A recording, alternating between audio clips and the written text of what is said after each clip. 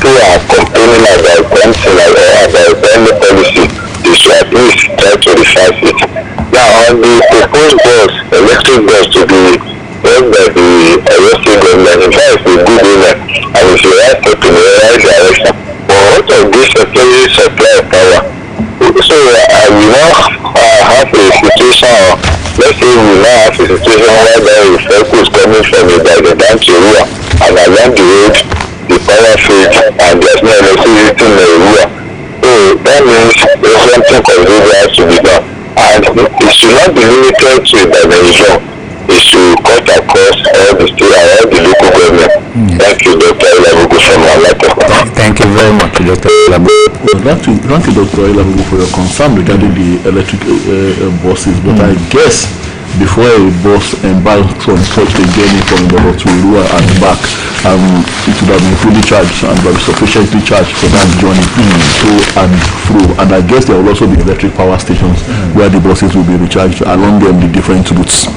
But we have to go. The time is 7:30 and be an interesting time on conversation. We'll be back same time tomorrow morning, God willing. My name is Tola Teriba. And my name is Bimbo Akombi. Thank you very much for joining us on the program. Enjoy your day.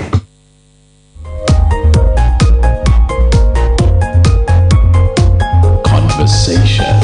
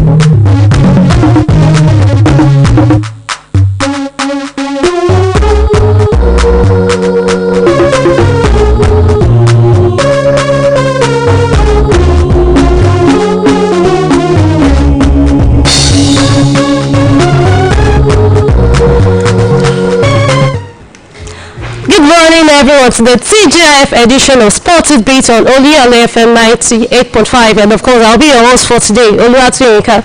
You can also listen to us on Agility FM 96.3 and Oluyole FM 92.1 respectively. And also you can reach us on 08055009850 and 070555551 and 1985. We're also live on Facebook. You can leave your comment, like, and also share. So as it says, we're going through various transfers and events happening in the world of sports, from pre-season and also everything happening in the national team and also outside the country. So sit back, listen, and enjoy what we have created for you.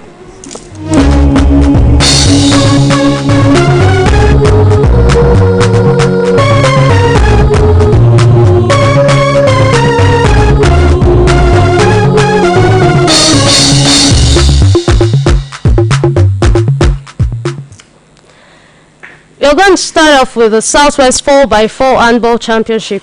The Southwest 4x4 Handball Championship reached its climax as the final and third place matches were held yesterday at the Handball Court, Lagos Army Sport Complex in Adamasingba. The fixtures were confirmed after the conclusion of the semi-final matches, which produced exciting contests and determined the two teams that will battle for the championship title. In the first semi-final, Oluyole Warriors of Oyo State defeated their Southwestern brothers, Oshu United, 18-15 in a highly competitive encounter. The all showed greater composure at the closing stages to secure their place in the final. The second semi-final also saw Lagos Seaside overcome Mindscope and Handball Academy of Ogun State 19-13. Lagos maintained control for most of the match, and of course they advanced with a 6-goal margin.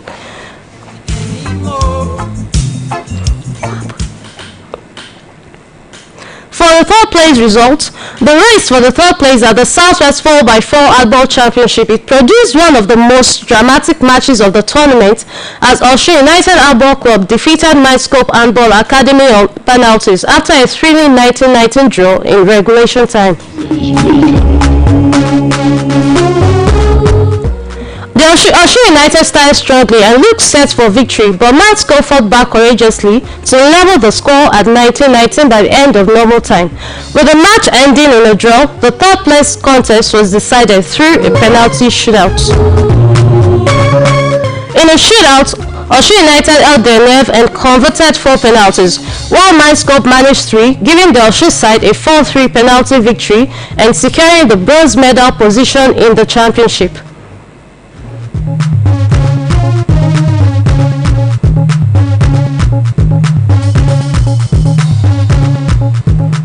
Also in the final, Lagos Seaside have emerged champions of the Southwest 4x4 Handball Championship after defeating the host Oluyole Warriors of Oyo State 29-22 in the final played at the handball court at the Lake Oslami Sports Complex. They started the match with great intensity, taking control of possession and converting their scoring opportunities with remarkable efficiency. Despite strong support from the home crowd, Oluyole Warriors struggled to contain the fast transitions and coordinated attacks of the Lagos side. The first half ended with Lagos holding a narrow advantage, but they raised their level after the break, stretching the lead through quick counter-attacks and disciplined defending.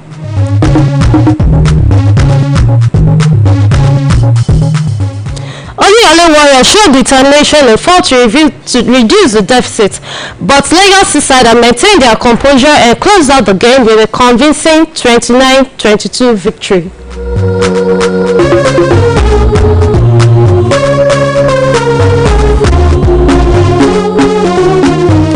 From handball, we are moving straight to the MPFL and of course the AGM, the annual general meeting. The board of the Nigerian Premier Football League will hold its annual general meeting today, 7th of August in Ibadan. The AGM will be followed by the official draws and fixtures released for the 2026-2027 MPFL season. Club owners, board members and of course stakeholders are expected to be in attendance as the league map out its plans for the new campaign. So we'll be giving you the fixtures in our subsequent bulletins.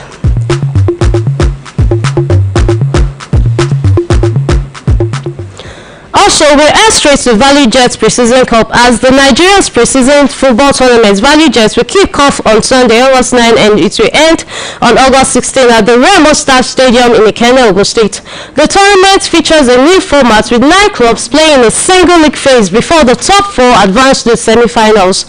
The teams that will participate at this year's edition includes the champions Rangers International, runners-up Rivers United, Sporting Lagos and Inter Lagos. Also, last year's winners, Shooting Stars, will also be there.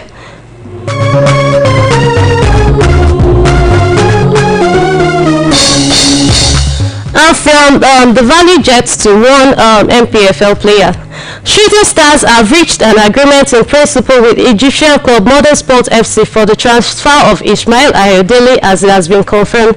As it is, he will travel to Egypt tomorrow for medical and unveiling. Some weeks back, it was announced that he has gone away from the club, and of course, he actually returned back. So I'm having guys in the studio, and of course, they discuss this with me. Good morning, Toby Ajayele. How are you doing today? Well, yes, thank you very much. Good morning to our listeners. It's always a pleasure to be here. We're reacting to the story of Shooting Stars and their player. That is Ismail. Most people know him as Omo very well right now. That move which looked like he was trying to force his way through, I think finally it happened. No, but this time the normal way, and I think he has finally been able to get what he wants, because the nature of our league in Nigeria is, I tend to call it a selling league, and players always want to look for where they will get the next upgrade in terms of salary and wages, and I think Egypt was his next destination, which he set his sight on, and finally he has it. Shooting Stars will now also make something for themselves. My only fear is how the club will fare going into the CAF Confederations Cup. I'm sure we'll be getting to that bit of the story. How they would have a strong front if they not have a weakened strength squad going into major competitions, especially like the league and even their continental assignments, because Omobere was one of those players that was instrumental in the achievement of the Oluyole Warriors last season, and going away just one season after.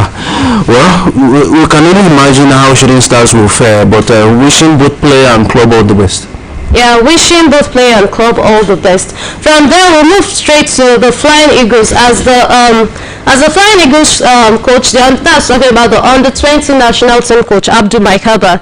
He has admitted that his side played against the best team of the tournament in Wednesday's under-20 Waffle B semi-final win against host Cote d'Ivoire. Speaking after the match, he praised his players for their determination, but also acknowledged that the hosts were the tournament standout team, admitting they produced an excellent performances despite ending up on the losing side. Quoting him, he said, "I'll confess that I'll meet the best team of the tournament in this game. They played so well, but were determined to get the win, no matter the way, and we're glad that we got it in the end." The Flying Eagles battled past the baby elephants, holding their nerve to secure victory in a dramatic penalty shootout following an hard-fought contest. The five-time champions will now face Burkina Faso in the final of the tournament on Sunday for a place in next year's Under-20 AFCON in Ghana.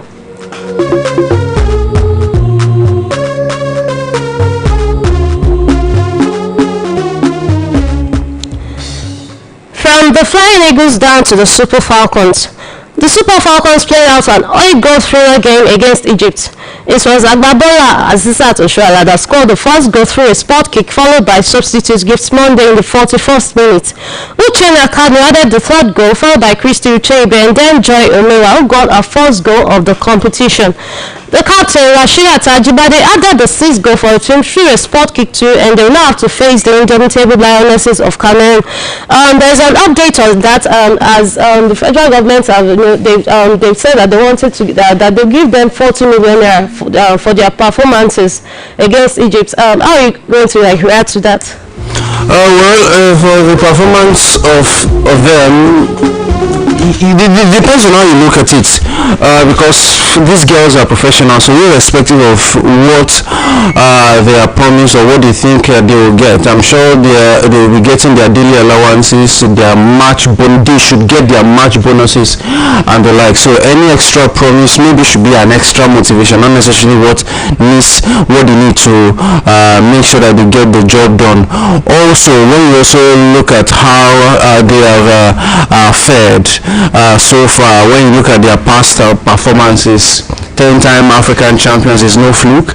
The last time they won this tournament was also in Morocco, though it was just not until recently the promises, cash gifts and the national honors was given to them. So there's a whole lot that happened, though they also qualified over the last match in the group C encounter that was against Egypt. Yes.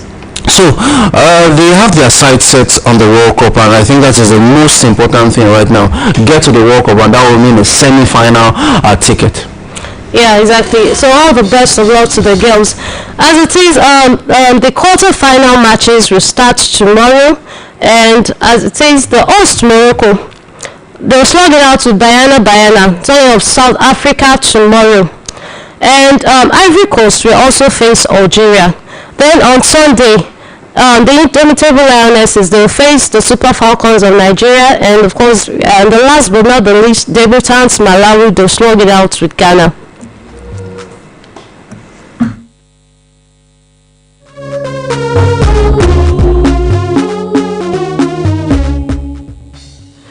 We'll be going for a short commercial break. Please stay with us. ó yà mí lẹ́nu o. Ẹ wo bí wọ́n ṣe tò àwọn táìsì yìí lẹ́sẹẹsẹ tí wọ́n sì dán ògiri náà gbìnrín. Ẹ wo àjà ilé pẹ̀lú gbogbo nǹkan nípa ilé yìí ló dunjú. Ẹ kú iṣẹ́ o ẹnjìníà. Ẹ ṣé gan màdàmú, ẹ ṣé gan.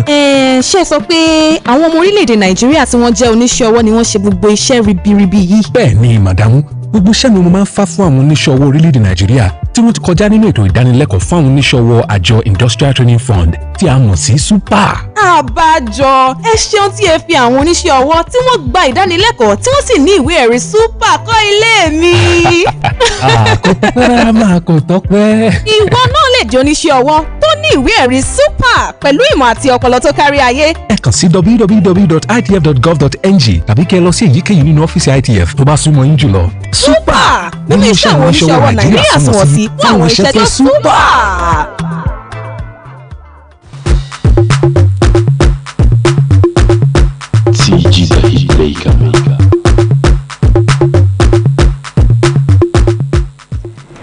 Welcome back from that short commercial break. We'll go back to the continent right there as the continent, that's the governing body for continent of Africa, talking about CAF. They've actually played out the draw for Nigeria's representatives, and as it is, Rivers United, they've been paired with Cote d'Ivoire's FC San Pedro in the opening preliminary round. Also, talking of Rangers International, they've been drawn against Benin Republic champions Sobimap in what is expected to be a fiercely contested West African derby. Toby, let's talk about this for a minute. How do you feel about this draws? Well, for the CAF Champions League, I think Rangers. Can you tell me who Rangers will be facing off? The Benin Republic champions. Yes, with the Benin Republic champions. Though you might say on paper, you might even, if you want to look at it, Nigeria versus Benin Republic, for example, national team or country-wise, you would think Rangers shouldn't have a problem, but we know how local clubs, how they tend to how they get swallowed up when they get to club continental football, I must say. And but you would also think a side like Rangers International, who are a traditional Nigerian side, one of those traditional sides even on the continent of Africa, they should be in the category of your Zamaleks of Egypt when you look at their history and even their football pedigree. But how have the mighty fallen, as I would like to say, when you talk about Nigerian football clubs on the continent of Africa?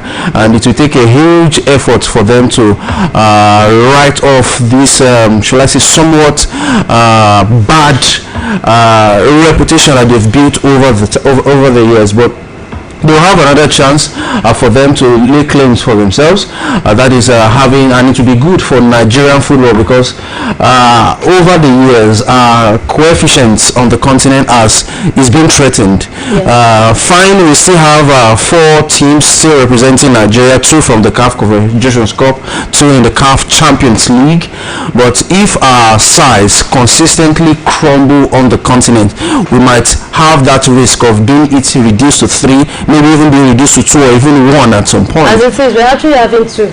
Yeah, we actually saw the CAF rankings yesterday. Exactly. So two teams from the CAF Champions League, and we get to that though. Yes, exactly. So, but right now, I think for Rangers, they have to take it one game at a time. My only fears is that the Cathedral, that's the Nnamdi Azikiwe Stadium, might not or will not be hosting their matches, their home matches, and that will also mean them going to a battle with a dented.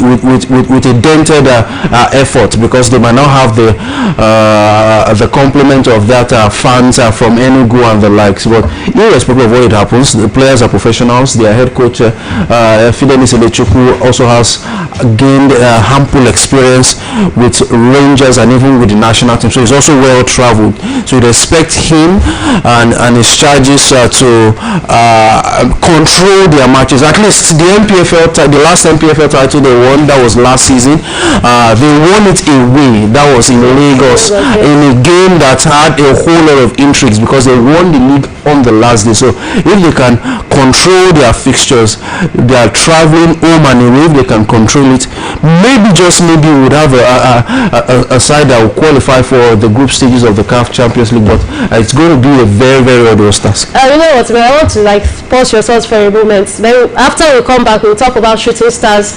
chances on the continent. So we have to go for another short commercial, please. We'll be right back.